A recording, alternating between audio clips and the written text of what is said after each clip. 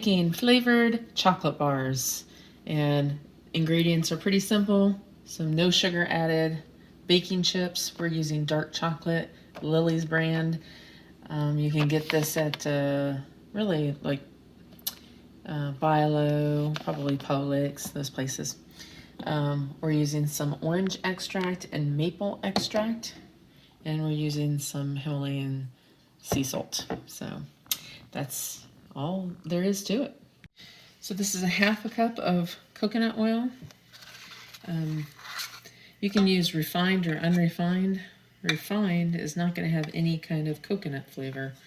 Unrefined will. We're using unrefined because I actually like a little bit of that coconut flavor. I do too.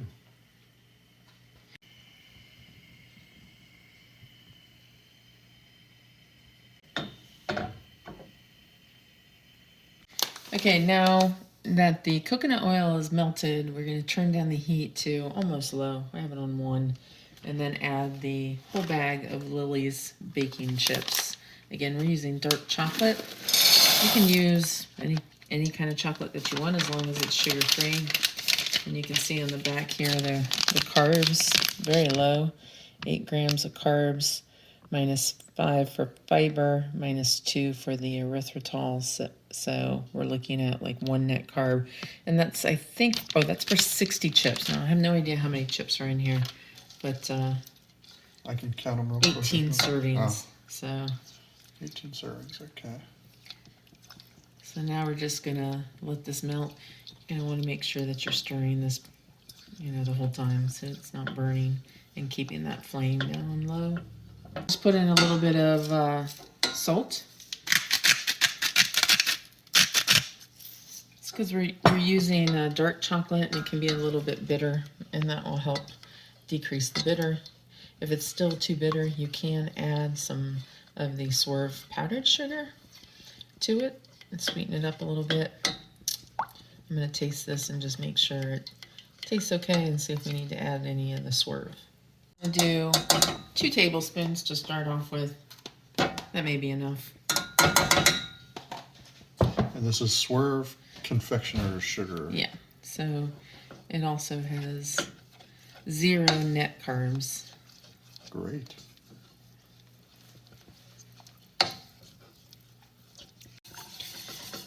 I'm going to use a whisk here to get all these lumps out from the powdered sugar. Okay, we're making 2 different flavors, so I'm just separating this out into 2 bowls. So we've separated this out. It makes about 6.5 ounces for each of these. So what, that's 13 ounces total? It is. Cut that off. Okay, so one is going to be orange and one is going to be maple chocolate. We've had the orange chocolate. It's pretty fantastic. That's great. You don't need a whole lot. I'm going to start with 1/8 of a teaspoon. Oh, that's a large 1/8 of a teaspoon there. Stir that up, and then we'll give it a good taste before we decide if we need to add any more. That'll probably be enough. Okay, then this one we're going to put in maple, and I'm going to start again with 1/8 of a teaspoon, and then we'll go from there. So we decided to go ahead and add a few more of these, so this will make it actually, well, 1/2 teaspoon, I guess. Okay, so now we're just going to pour them in. I just have these little Tupperware containers, these little like Glade throwaway containers. It's like the perfect size for a butter stick. Yes. Yeah, and I'm going to use that to make little chocolate bars. So I have 4 of those, so I'm going to have to split this up into 2. So they're going to be pretty thick chocolate bars. Well, maybe not. Maybe not super thick.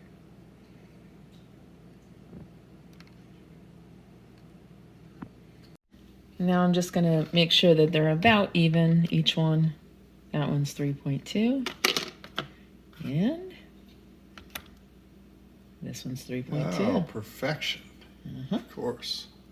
And then we'll finish it off by putting a little bit of salt on the top. I'm going to go ahead and just use regular sea salt. Do you do that for both flavors or just maple?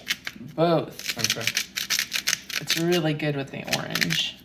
So the back of the chocolate bag has 18 servings and 1 carb for each of those servings.